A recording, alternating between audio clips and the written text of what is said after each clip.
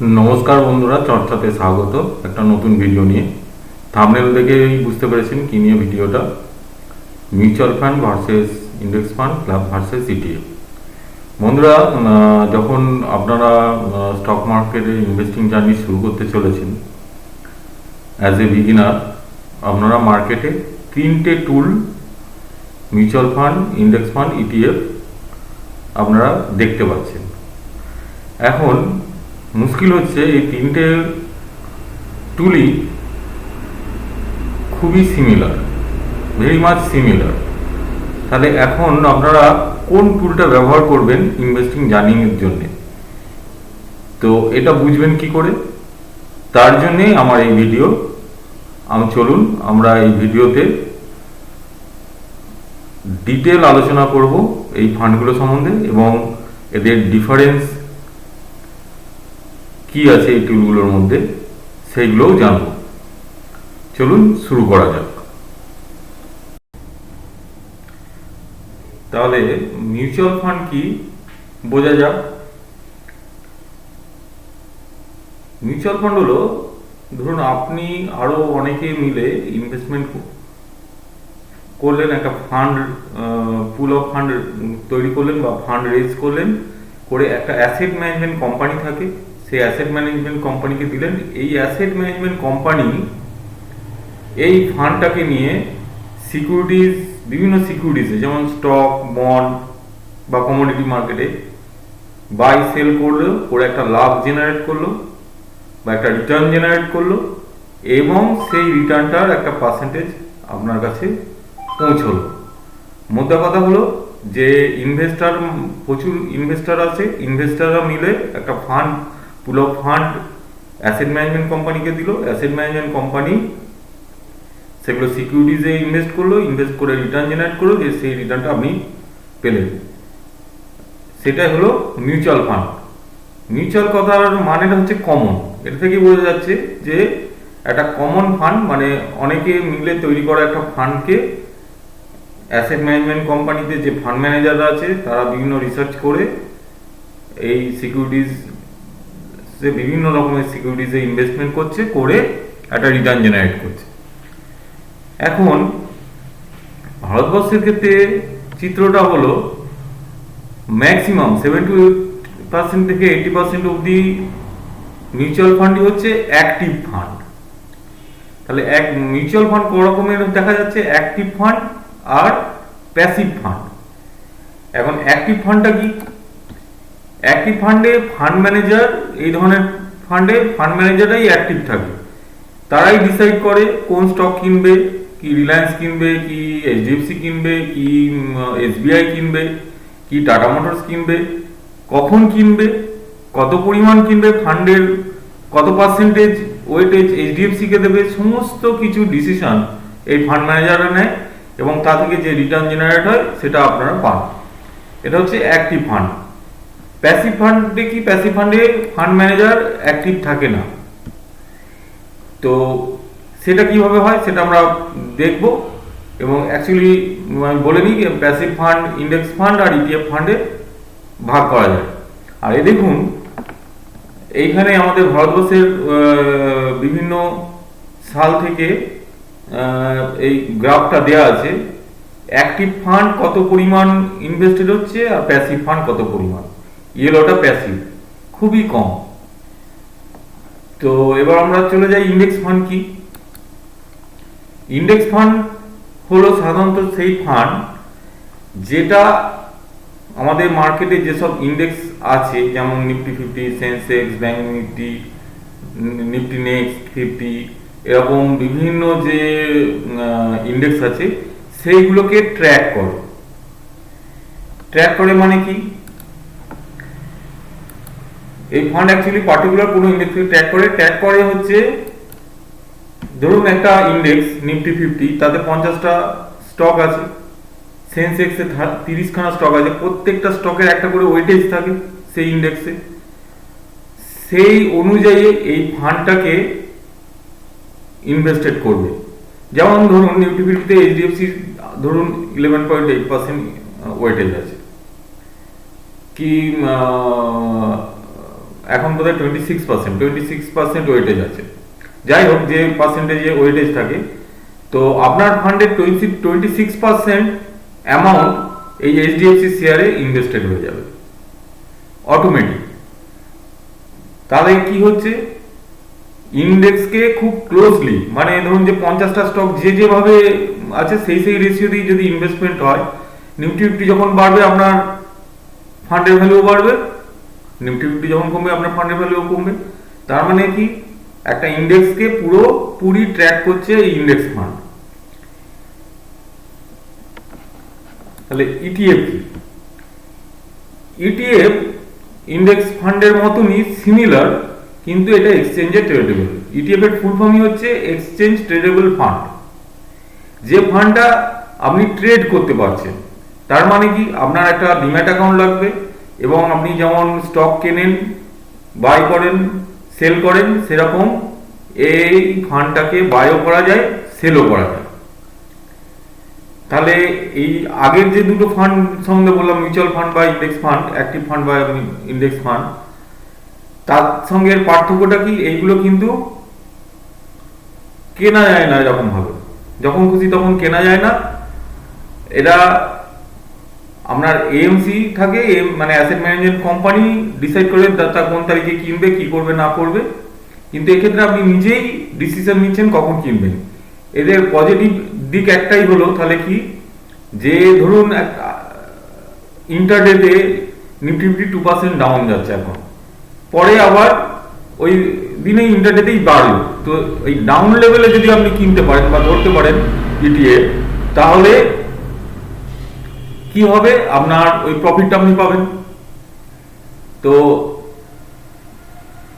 এখানে যেমন আছে নিফটি 20, ব্যাংক 20, জুনিয়র 20, এরকম আরো অনেক আছে। নিফটি 20 নিফটি 50-কে ট্র্যাক করে, ব্যাংক 20 ব্যাংক নিফটিকে ট্র্যাক করে, জুনিয়র 20 নিফটি নেক্সটকে ট্র্যাক করে।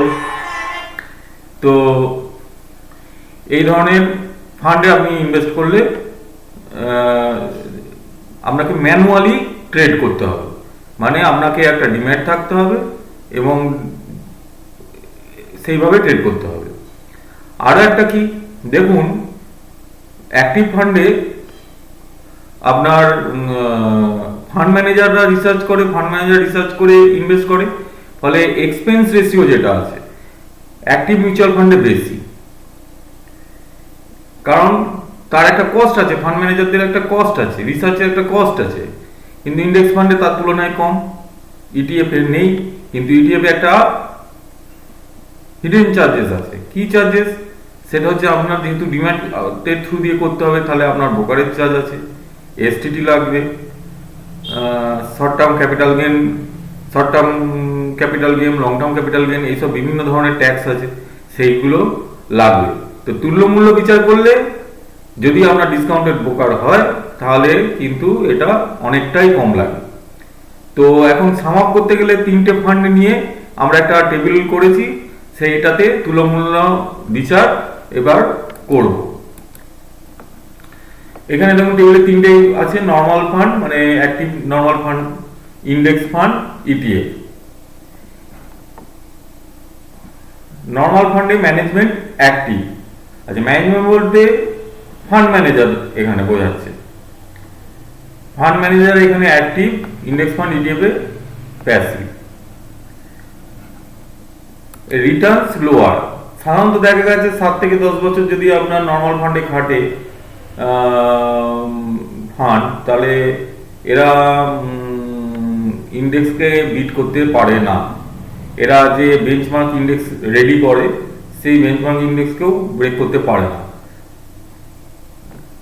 কিন্তু ইন্ডেক্স ফান্ডে নর্মাল রিটার্ন, মানে যেরকম নিফটি 50 উঠবে বা ব্যাংক নিফটি উঠবে, সেই অনুযায়ী আপনার রিটার্ন দেবে।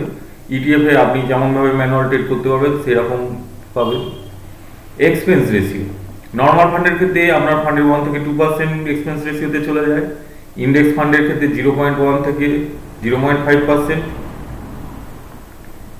আর ইটিএফ এর ক্ষেত্রে 0.01 থেকে 0.1%। যদি ডিসকাউন্টেড ব্রোকার হয়, ডিসকাউন্ট ব্রোকার না হলে এটা আরেকটু হয়তো বাড়তে পারে। লিকুইডিটি, লিকুইডিটি মানে আপনি বাই এক্সচেঞ্জে বাই সেল করছেন তার পরিমাণ। তো নর্মাল ফান্ড ইন্ডেক্স ফান্ডের ক্ষেত্রে এটা প্রযোজ্য নয়, কারণ এটা যখনই আপনি রিডিম করতে চান রিডিম হয়ে যাবে, আপনার এমসি কে রিডিম নোটিফিকেশন গেলেই আপনার অ্যাকাউন্টে টাকা চলে আসবে। কিন্তু ইটিএফ এর ক্ষেত্রে কি হচ্ছে, আপনার যেহেতু এটা ট্রেডেবল, আপনি এক্সচেঞ্জে ট্রেড করছেন, এক্সচেঞ্জে ট্রেড করলে কি হলো, আপনি কিনেছেন, যখন বেচতে গেলেন, যখন আপনার টাকা রিডিম করা দরকার, সেই সময় দেখা গেল যে কোনো বায়ার নেই।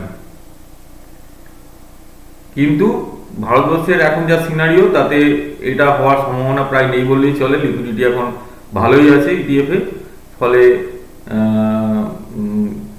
চিন্তার অবকাশ নেই।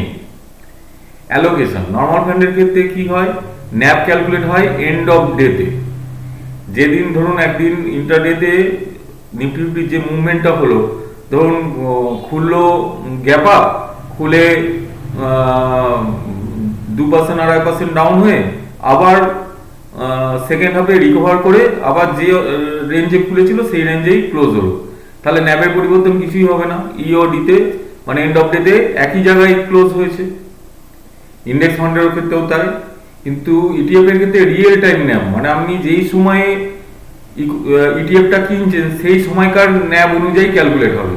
মানে ধরুন ডেতে গ্যাপ আপ খুলে যে ডাউন হলো, সেই ডাউনের লাস্ট লেভেলে আপনি কিনলেন, তাহলে আপনি এই যে রেঞ্জের এই প্রফিটটা পেয়ে গেলেন।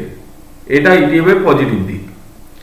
ডিপি চার্জেস এই দুটো ক্ষেত্রে নর্মাল ফান্ড বা ইন্ডেক্স ফান্ডের ক্ষেত্রে নেই, কারণ হচ্ছে থ্রু এএমসি এটা হয়, কোনো ডিম্যাট অ্যাকাউন্ট লাগে না, তাহলে এটাতে নেই। কিন্তু ইটিএফ এর ক্ষেত্রে আছে ডিবি চার্জেস, ব্রোকার ডিম্যাটের চার্জেস আছে, ব্রোকারের চার্জেস আছে। ট্রেডিং এবিলিটি এই দুটো ফান্ডের ক্ষেত্রে নেই, যেহেতু এটা এক্সচেঞ্জ ট্রেডেবল ফান্ড নয়, কিন্তু ইটিএফ এর ক্ষেত্রে আছে। অ্যাকাউন্ট এই নর্মাল ফান্ড বা ইন্ডেক্স ফান্ডের ক্ষেত্রে মিউচুয়াল ফান্ড অ্যাকাউন্ট দরকার, মানে এমসি কাজ থ্রু দিয়ে করবেন, একদম ইজি প্রসেস। কোনো মিউচুয়াল ফান্ড এজেন্টকে বললেই আপনার খুলে দেবে এবং আপনার স্টার্ট হয়ে যাবে। কিন্তু ইটিএফ এর ক্ষেত্রে আপনাকে কেওয়াইসি করতে হবে, করে ডিম্যাট অ্যাকাউন্ট খুলতে হবে তবে। সিপ সেটআপ এই দুটোতে, সিপ সেটআপ মানে সিস্টেমেটিক ইনভেস্টমেন্ট প্ল্যান সেটআপ, যে প্রতি মাসে মাসে আপনি 1000 টাকা করে করবেন কি 10,000 টাকা করে করবেন, এটা ঠিক করলেন। তো সেটা আপনার নর্মাল ফান্ড ইন্ডেক্স ফান্ডের ক্ষেত্রে ভেরি ইজি। আপনি যে ডেটে টাকা কাটাবেন সেই ডেটটা চুজ করলে সেই ডেটে টাকা কেটে যাবে আপনার অ্যাকাউন্ট থেকে। কিন্তু ইটিএফ এর ক্ষেত্রে ম্যানুয়াল, আপনাকে নিজেকে ট্রেড করতে হবে। কনসিডারেশন, কোন ফান্ডে কোন ক্যাপ আমরা করলে ভালো রিটার্ন পাবো, সেটা একটা আমি কনসিডারেশন করেছি। দেখুন নর্মাল ফান্ডের ক্ষেত্রে লার্জ ক্যাপে যদি আপনি করেন, সেক্ষেত্রে এখনো যা রেকর্ড দেখা গেছে বেঞ্চমার্ক ইন্ডেক্সকে বিট করতে পারেনি। তো সেক্ষেত্রে মিড বা স্মল ক্যাপে, নর্মাল ফান্ডের ক্ষেত্রে মিড ক্যাপ বা স্মল ক্যাপে যদি ইনভেস্ট করেন একটা ভালো রিটার্ন দেখা যেতে পারে। আর ইন্ডেক্স ফান্ডের ক্ষেত্রে লার্জ ক্যাপে করুন, রিস্ক কম। ইটিএফ এর ক্ষেত্রে হতে হয়। এখন এই তিনটে ফান্ড কার জন্য কোনটা সুইটেবল সেটাও ভেবে দেখেছি। সেটা হচ্ছে নর্মাল ফান্ড বা ইন্ডেক্স ফান্ডের ক্ষেত্রে বিগিনার্সদের জন্য, যারা একদম মার্কেটে নতুন বিগিনার, যারা কোন সময় নামছে বাজার, কোন সময় উঠছে বুঝতে পারছে না, তাদের জন্য নর্মাল ফান্ড বা ইন্ডেক্স ফান্ড বেটার। আর ইটিএফ যারা মিডিয়াম বা অ্যাডভান্স লেভেলের ট্রেডার, তাদের জন্য অবশ্যই ইটিএফ বেস্ট। তো এই গেল আমাদের normal fund, index fund, ETF ফান্ডের সাম আপ। ভিডিওটি ভালো লাগলে অবশ্যই লাইক এবং সাবস্ক্রাইব করবেন, শেয়ার করবেন এবং কমেন্টে জানাবেন কেমন লাগলো। এবং যদি কোনো আরও কোনো এতে ইনক্লুড করা যায় কমেন্টে জানাবেন। এবং আর কি কি ধরনের ভিডিও চাইছেন বা কোনো সমস্যা থাকলে জানাবেন, আমি যথাসাধ্য চেষ্টা করব সেটার অ্যান্সার দেওয়ার। Thank you.